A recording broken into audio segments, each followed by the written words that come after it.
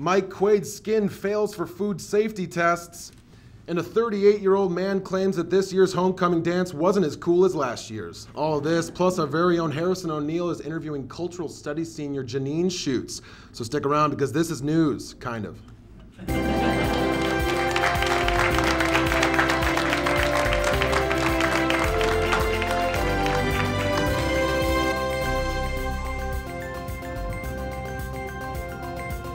Thank you for tuning in to News with Kevin Quatman, your most reliable source for current events. Let's get right into it. This week, the Columbia Chronicle reported that the photography department experienced a 30% budget cut. The department had to cut, quote, a large number of student workers. Some of the photo majors are protesting these changes, saying it's unfair to students who want to work. The department made a statement reminding them that they are, quote, photography majors, and the best way to learn how to be a photographer is to be out of a job. All of the students that were let go have since transferred over to the ASL Poetry Department. On Tuesday, DePaul student Lindsay Farrell accidentally sat down next to a weird guy on the train.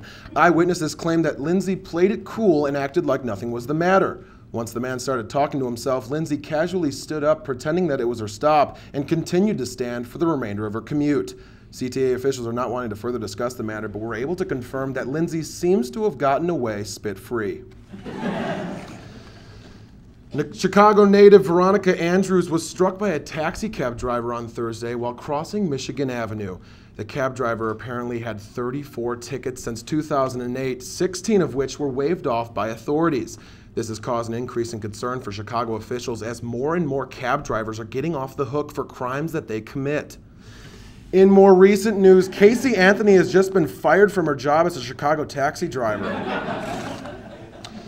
While on the subject of possible murderers, last Wednesday, Troy Davis, a black man from Georgia who was accused of murdering a Georgia police officer in 1989, was sentenced to be executed. The next day, Samuel David Crow, a Georgian white man who was also accused of murder in 1989, lived. A Georgian black man was quoted saying, "Really?" A team of Spanish researchers say that they can build a magnetic cloaking device that would help pacemaker patients pass through MRI machines without harm. Unfortunately, the device can also be used to smuggle bombs or guns through metal detectors, giving airport security yet another reason to frisk me in inappropriate places.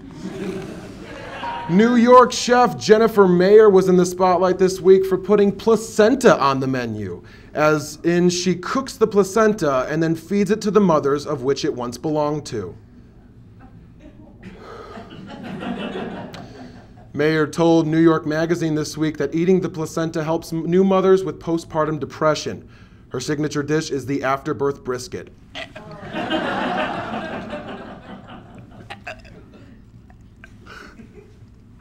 A heartwarming story in Florida. A deformed puppy learned to walk this weekend after being rescued from a garbage bag. It then learned how to dance and took Nancy Grace's spot on Dancing with the Stars. So far, no one has seemed to notice. A small-town judge in Alabama is giving nonviolent offenders a choice between serving time in jail or attending church for only 1 year. The city judge of Bay Minette believes that everyone should have a second chance. No harm there, although court officials are surprised by the number of people that are choosing jail. Some offenders would rather spend up to 7 years in Alabama County instead of waking up at 8:30 a.m. on Sundays. Our senior female correspondent, Paige Cloney, is with one of the felons who actually chose jail time. Paige? Thanks, Kevin. I'm standing here with high school senior Jason O'Malley, who was caught selling acid hits from his Honda Civic. Jason, tell us why you decided 6.5 years of prison rather than 1 year in church. Well, first of all, you can't wear shirts like this in church. True. Second of all, who wants to go to church for 6 days out of the week for 6 hours? Who wants to do that? Jason, you do know that church is only on Sundays for less than an hour. Back to you, Kevin. Wait, so I can go to Thanks, church? Paige. Don't touch me. Scientists are reporting that the effects from the New York earthquakes can be felt in Chicago. In other news, Rosie O'Donnell has been seen house hunting in the Wrigleyville area earlier this week.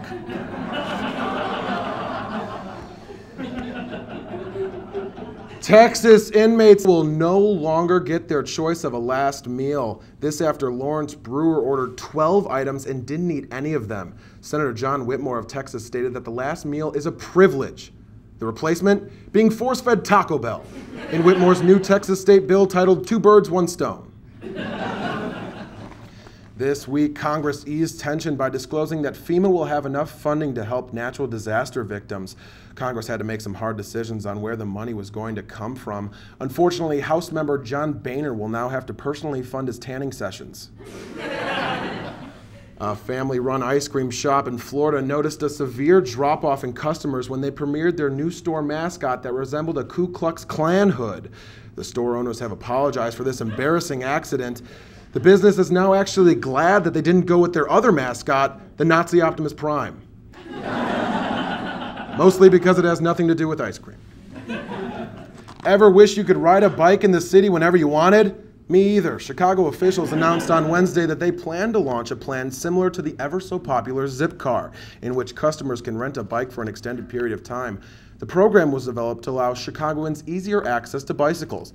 But now, some Chicagoans are getting a little offended by the city's hint towards their weight. Take a look. You know what? The funny thing about Chicago is they just, they always want to talk about people's body.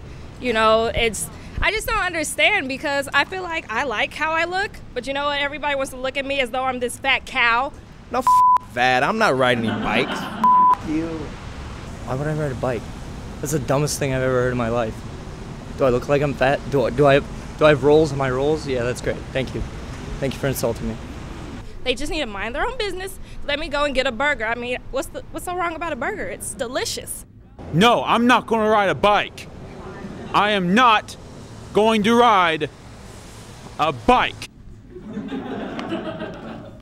I'm not sure he knew exactly what he was talking about. In response, the city was quoted saying, "I'm not trying to call you fat, it's just that I don't think it would be the worst thing in the world if you worked out once in a while." Chicagoans retorted saying, "You remind me of your father more and more every day." Coming up after the break, our very own female Paige Cloney has her investigative report that gets to the bottom of the Columbia College campus safety alert emails. We'll be right back.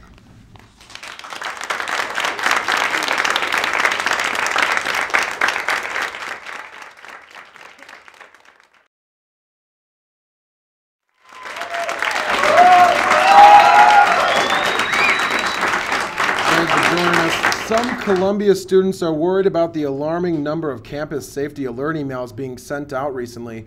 These emails typically warn students of local crimes that have occurred and how to avoid danger. Our senior female correspondent, Paige Cloney, dives deeper into this criminal epidemic. Paige has the story.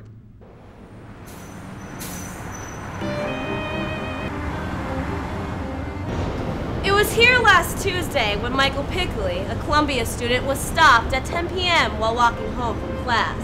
The mugger held him by gunpoint and demanded for his personal belongings.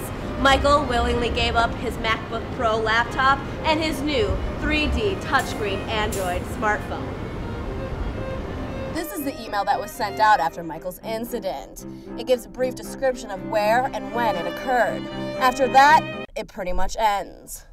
So I decided to do a little research. I searched the history of my student email address. And what I found was shocking. During the past 2 years that I've been here at Columbia, I have received 32 campus safety alert emails. But something seemed fishy about the descriptions of the perpetrators. So I personally decided to decode each email and calculate the statistics. What I found was 100% of the perpetrators were African American, as well as 100% were tall. Lastly, I found out the perpetrators fell between the ages of 18 to 25. So what does that tell us? It tells us that the perpetrator is a tall African American that's 18 to 25 years old. It just wasn't adding up. Why do the descriptions sound so similar? And then it came to me. It's the same guy. Think about it. Every description tells the same tale. Do you think it's possible that 32 men with the exact same description committed similar crimes? I don't. Our top researchers have been looking through the Chicago criminal databases looking for matches to our suspect. Currently, we have narrowed it down to roughly 90,000 people in the Chicagoland area who match that description. I wanted to dig deeper into this case and use every resource possible. I contacted a group known as Visualization. What we do here at Visualization is use the latest 3D software in order to create a digital person using detailed description. All right, let's find our criminal. You ready? Yeah, we're ready to go. Okay, our first description is African American. Okay. Okay, next one is tall.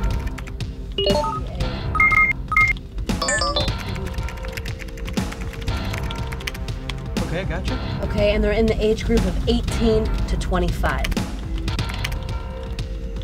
Oh, wow, that's really impressive. All right, we're all done here. Take a look. Wow. I can't believe that's the perpetrator that mugged over 32 Columbia students. Gotcha. My staff and I have been holding random questionings with the possible suspects. The Chicago authorities have been notified of our efforts and will be helping us continue our search. For news, I'm Paige Cloney. Thank you, Paige, for all your hard work. It's so hard to believe that after all of that, you still haven't been able to catch your guy. Yeah, well, justice never rests, and neither will I. He knows that I'm after him, and hopefully that's not enough to keep him off the streets. But just for safe measures, I am officially declaring citizens arrest. People, if you see this man, please take precaution. Thanks, Paige. Paige Cloney, everyone.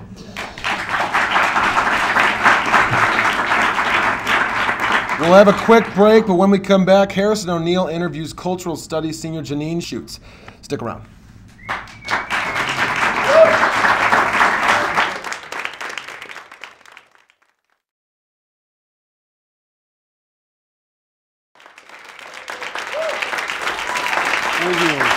All right, welcome back to News, guys. I'm joined with Janine Schutz, a senior cultural studies major here at Columbia. Janine, how are you? I'm great. How are you? I'm good. I'm good. So why don't you tell us a little bit about yourself, specifically the culture studies? I'm a cultural studies senior now. This is my third year working. Wait. You said you're a senior. Yes. And this is your third year. Well, I started out as an art and design student. Okay. So. Oh, right. So you started out as an art and design student. Yes. Now you are a cultural studies major. Okay, cool. So how about you elaborate on that? Well, cultural studies investigates like social phenomenon and the production, distribution of those. Okay. I'm doing a senior thesis project currently. Great. Working on German military bases. You know what? I really want to talk about the thesis, but not right now. Right. I have a better question right now. Yeah. Are you ready for it? Do you think you could ever love? Actually, that's a good question. I don't think it. I've ever been in love before, but I definitely think I can love. That's for You sure. definitely okay. Yeah. But when I say that, see, that was a really vague answer. Okay. I want specific details. What do you think you could love? What do I think I could love? Yes. Nitty gritty. I could love a lot of things, I think. Okay. I love ice cream, for one. Do you? Yes. I love cultural studies. You love cultural studies? Yes. We just talked about that. Now we're talking about ice cream. I know, but I love it so much, I had to talk about it again. Yeah. Great. All right. Well, that was fun. So I have a better question. Yeah. How has your major helped you here on campus? Well, it helped me get involved with The student... Columbia College campus, not DePaul or Roosevelt or any of those other Just campuses. get them confused. Yeah, some people might get confused. Well, it helped me get involved with student government on campus. Last year I was a cultural studies senator. The senator? Yes, the senator. Why aren't you running for president? Because I started halfway through, so that was the only position available for me to fill. I see. Okay. Yes. Is that all to your answer? Yeah, I guess so. That's Great. all I had. That was fun. All right. Well, it seems as though the writers of our staff have shared something with us that can only be seen by the eyeball and not heard by the voice. So I'm going to share that real quick with the camera. What is that? That's awesome. What do you have to say about that? I didn't really get a good look at it. Oh, okay. I don't think I have anything to say about that. Oh. That's crazy. I'm glad you don't have anything to say about it, because if you did, then we wouldn't be here right now. All right, so for those of us who want to be serious, what exactly is student government on Columbia College, and what does it do to help the student body? Well, student government, as a senator, I act as a liaison between the students and the faculty. Okay. So if a student had ever had any concerns or questions, they would, come to me, and I would try to bring that to the faculty or the student board. Okay, so what kinds of concerns and questions? What do you get a lot? Like a bunch of depressed people or anything? A lot of the new students come in, Okay. they ask about how to get involved in other organizations on campus. Okay. Last year we started a green initiative on campus as well. A green initiative? Yeah. I was talking about the environment. Exactly. Okay, cool. Yeah. Great. That was fun. All right, so other than student government, what else are you involved in here at Columbia? Well, I'm working on my senior thesis project. I don't Senior know thesis. if this is a good time to talk about that. No, we can talk about, I didn't want to talk about it earlier because I wanted to show everyone the picture that our writers drew. But now I want to talk about the senior thesis. Okay. Yeah. Well, that's on the military bases in Germany. Okay. I'm looking at the spatial construction of the bases and looking at the privatization and the militarization of public space. Now, you told me something interesting earlier. African Americans at this base in Germany, there weren't very many of them, right? Well, there are. It's only the soldiers from America that are there. I see. So how did that sort of change your, you coming back here? Did that change you in any way? It was a little bit of a culture shock coming here. I don't know if that specifically was what shocked me, but it was definitely a big change, and the language barrier and stuff like that. Yeah. So. Yeah. Cool. All right. So our writers decided to draw another picture. I'm going to go ahead and show you it first, and I want your reaction, and then we'll show the audience and the people watching on their laptops. I'm scared for this one now. It's not as bad as the first one. Oh, that's a nice one. You got it? You soaked it in? Yeah. Okay. Here we go. Can you see this? All right. There seems to be a house. 315 some street address, and here you have me, and then you have Janine, and me and Janine, I guess we just got married because we're walking up to this house, so I guess our writers want us to would you like to get married with me? Not at this moment, no. Why not? Thank you. I don't think I'll ever get married, honestly. So not just to me, you don't want to get married at all? No. Okay, well, do you want to date? We'll talk about that later. Okay, cool. All right. All right, so I want to talk more about this paper. I want to talk more about this paper. Just is there anything that concerns you about not finishing it, or is there anything that you would like to accomplish, foresee in the future? Well, at the end, when I'm finished with it, I have to present it in front of my department, and that's my biggest concern right now. I'm pretty nervous about that. So the department's how many people? How many people do you have to present it in front of? I don't know exactly. We have one of the smaller departments, but it's, the department chair. Really? The cultural studies department's small? Yeah, we're one of the smallest ones. I thought that Columbia was all about diversity and outreach and stuff. I would imagine they were the biggest department, Right. Well, we're in the humanities, social sciences, so we're kind of dying out within colleges right now. So. I see. We brought a game from Germany. Oh, okay. That's and I exciting. hope that you know what this game is, and I hope that you know how to play it, okay? All right. So if we could get our assistants to bring over the game. It's called Looping Louie. Are you familiar with it? Actually, no, I'm not familiar with this game. All right, well, this is the game. It's called Looping Louie, and actually it's in German. The directions and everything are in German because it's from Germany. So could we get you to read the directions for us? Yeah, it says das Flip-Flop Fliegerspiel, which is the flip-flop flying game. And if anybody thinks that's funny, you're mildly racist. And could you read, let's do this right here. What does this say? That says Achtung, der verrückte Looping Louie. Great, wow. I cannot do that in a million years. All right, we're going to start playing this game. We're going to play it as we go out, I guess. Thank you for being here, and thank you for sharing so much. You're amazing. Thanks for having me today. As we play this, Kevin, how about you voice us over? Thanks, Harrison. This just in. The 3 people that are watching this program live on the internet are livid that Harrison actually showed the picture of the penis. They're currently rioting outside of the 600 building. Well, that's it. That's all the news we have for you this month. I'm Kevin Quatman for Female Page, Cloney, and Harrison O'Neill. Thank you for watching. Good enough.